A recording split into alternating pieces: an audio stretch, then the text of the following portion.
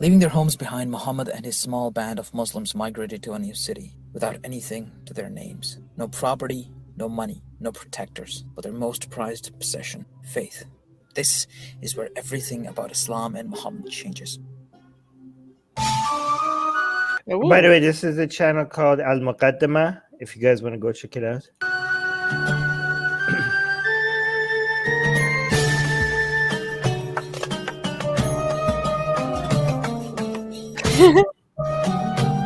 I like this. This looks pretty. This says Muhammad Rasulullah. It's very artistic. Wait, I have a question. Hmm. What is the background of this channel? Like, what kind of a bias are we dealing with here? This guy is actually, I'm very impressed with this guy because he's a Muslim, but he really tries hard. Even recently to put his bias aside. He's a Sunni Muslim. Okay. And sometimes he finds it difficult. It's hard for him to put his bias aside, but he tries. I really appreciate that. So I also wanted to like review the history of Muhammad coming from a Muslim, so that we don't get like a biased version of it. So that's why I picked this channel. First of all, Muhammad wasn't just a preacher or a prophet anymore. He was now something of a political leader. He was a statesman. How's the audio? Can you hear?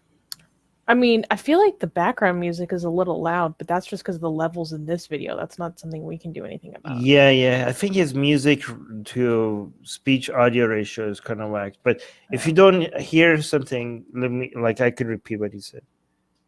Wasn't just a preacher or a prophet. Okay, yeah. Kenji is saying we're starting at episode 3. Yes, we're starting at the time that when Muhammad became a leader. We're judging his leadership, not his like entire life. He was now something of a political leader. He was a statesman. Not exactly a king, but I'd say an emir, which is like a duke. Secondly, at this point, the revelation of the Quran changed dramatically.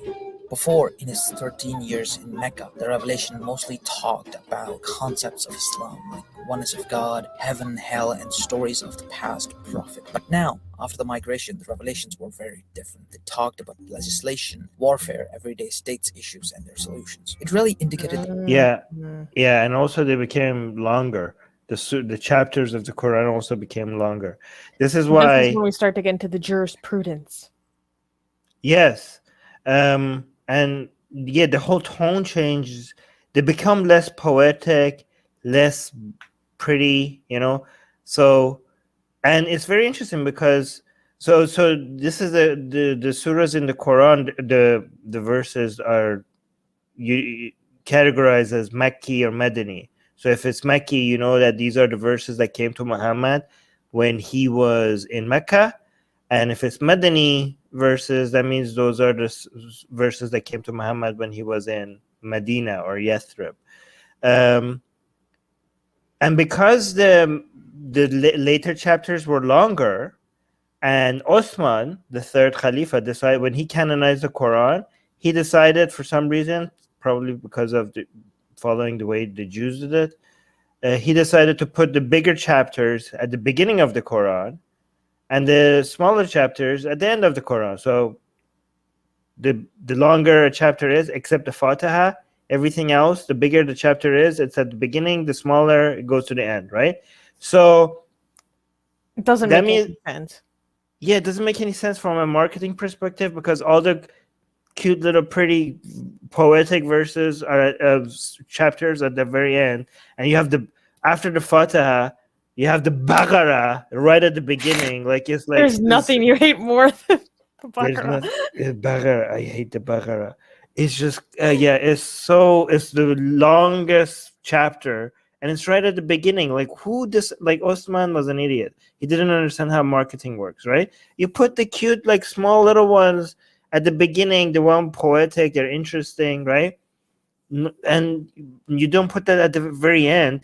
But also this makes it somewhat, again, not exactly the opposite of the order of revelation that came to the Muhammad.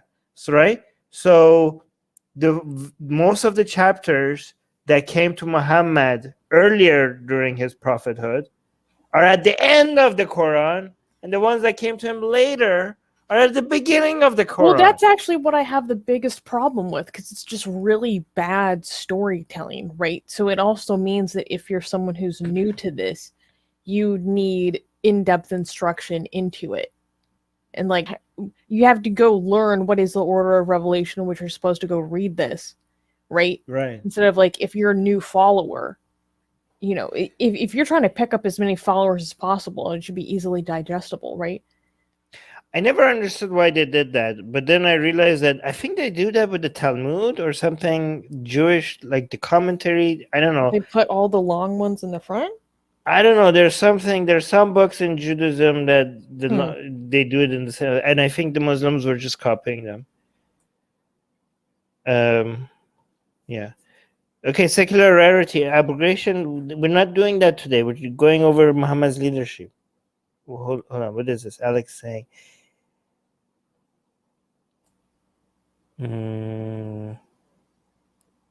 Yeah. Okay. Well, let's focus on the video.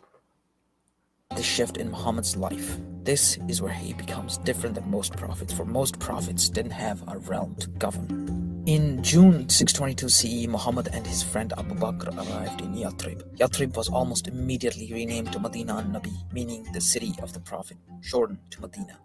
It was very weird because when he came to Yathrib, which they changed it now to Medina, like they changed the name to Medina, means Medina to Nabi, the city of the Prophet. They're like, this like seems suspicious. Like, it's not believable. It's not a believable story. Like, we don't know who you are. We just heard that you're a trustworthy, and we're not gonna, in honor of your appearance, we're just gonna change the name of the entire city. Like, I don't believe it. Like, I don't believe this story, right? First of all, he lived in Mecca, and people in Yathrib or Medina now, they were having fights, and they couldn't figure out how to negotiate. So they're like, "Hey, we heard this guy in Mecca, who his entire tribe seems to be hating on. We heard that he was trustworthy. How about make him come, and we all agree that anything that he decides for this entire city." So by the way, this city is like mix of Arabs and Jews, right?